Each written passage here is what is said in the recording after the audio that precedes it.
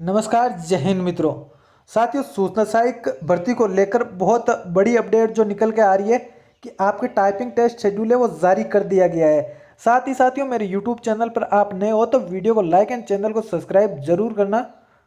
आने वाले एग्जाम की अपडेट है, मैं आपको मेरे वीडियो और चैनल के माध्यम से पहुंचाता रहूँगा।